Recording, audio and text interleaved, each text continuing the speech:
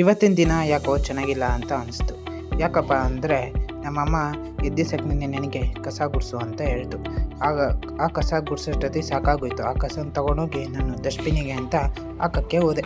ಆ dustbin full ಆಗಿತ್ತು, ಆದರೂ ಹಾಕ್ದೆ ಅದ್ರ ಮೇಲೇ.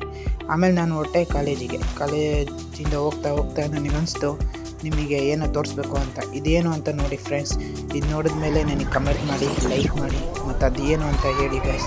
ನಾನು ರೋಡಲ್ಲಿ ಹೋಗ್ತಾ ನನಗೆ ಒಂದು ನಾಯಿ ಕಾಣಿಸ್ತು. ಆ ನಾಯಿ ಯಾಕೋ ನನಗೆ ಗತ್ತಾಗಿ ನೋಡ್ತಾ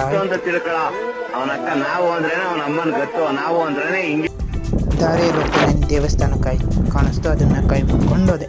ಅಲ್ಲಿ ನಮ್ಮ ಕಾಲೇಜಿಗೆ ಹೋಗ್ತಾ ನನ್ನ ಫ್ರೆಂಡು ಸಿಗ್ದ. ಏನು ಮಾತಾಡ್ತೀಯ ಅಂತ ನನ್ನ ವ್ಲಾಗ್ನ ಓಪನ್ ಮಾಡಿದೆ. ಅವ್ನು ಏನು ಮಾತಾಡ್ದ ಅಂತ ನೀವು ಒಂದ್ಸಲಿ ಕೇಳಿಸ್ಕೊಂಬಿಡ್ರಿ ಸಾಕು. ಹಂಗೆ ನನ್ನ ಫ್ರೆಂಡ್ಸ್ ಇರೋ ಕಡೆ ಹೋದೆ. ಅಲ್ಲಿ ನಮ್ಮ ಫ್ರೆಂಡು ಗಾಡಿ ತಂದಿದ್ದ. ಆ ಗಾಡಿ ನೋಡೋಕ್ಕೆ ರಾಯಲ್ ಎನ್ಫೀಲ್ಡ್ನ ತಂದಿದ್ದ.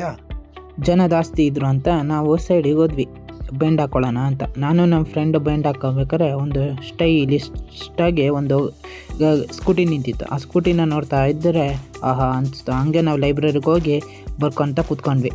ಆಮೇಲೆ ಅಲ್ಲಿಂದ ನಾವು ಬಾಯ್ಸ್ ಹಾಸ್ಟ್ಲಿಗೆ ಹೋಗಿ ಅಲ್ಲಿಂದ ಮುಂದಕ್ಕೆ ನಾವು ಫ್ರೈಡ್ ರೈಸ್ ತಿನ್ನೋಕ್ಕಂತ ಹೋದ್ವಿ. ಫ್ರೈಡ್ ರೈಸು ಚೆನ್ನಾಗಿತ್ತು ಅಂತ ಇನ್ನೊಂದು ಪ್ಲೇಟ್ ತೊಗೊಂಡು ತಿಂದ್ವಿ. ಅಲ್ಲಿಂದ ತಿಂದ ಸಟ್ಟನೆ ನಾವು ಒಂದು ಗ್ರೌಂಡಿಗೆ ಹೋದ್ವಿ, ಚೆನ್ನಾಗಿರೋ ಗ್ರೌಂಡಿಗೆ. ಆ ಗ್ರೌಂಡ್ ಅಂತೂ ಪಾಳು ಬಿದ್ದೋಗಿರೋ ಒಂದು ಮನೆ ಎಲ್ಲ ಸೇರಿ ಗ್ರೌಂಡ್ ಆಗಿತ್ತು.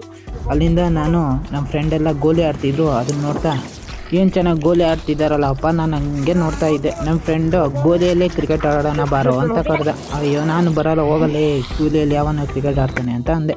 ಅಲ್ಲಿಂದ ನಾನು ಬಸ್ ಸ್ಟ್ಯಾಂಡಿಗೆ ಹೋದ್ವಿ, ನಾನು ನಮ್ಮ ಫ್ರೆಂಡ್ಸ್ ಎಲ್ಲ.